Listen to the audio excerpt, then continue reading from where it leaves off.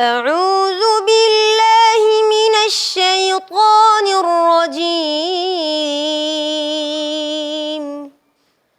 بسم الله الرحمن الرحيم. يا أيها الذين آمنوا كتب عليكم الصيام كما كتب على الذين من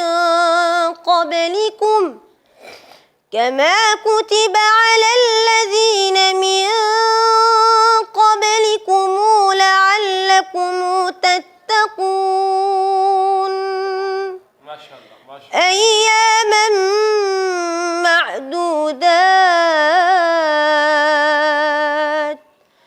فمن كان منكم مريضا أو على سفر فعدة من أيام أخر، وعلى الذين يطيقونه فدية طعام مساكين، فمن تطوع خيرا فهو خير له، وأن تصوموا خير لكم إن كنتم تعلمون. شهر رمضان الذي أنزل فيه القرآن هدى للناس وبينات من الهدى والفرقان،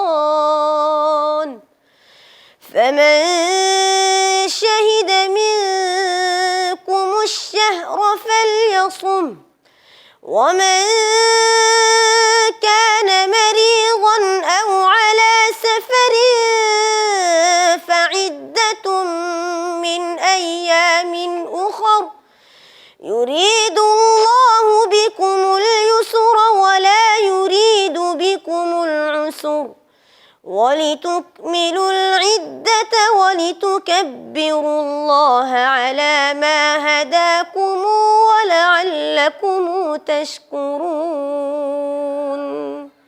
صدق الله العظيم.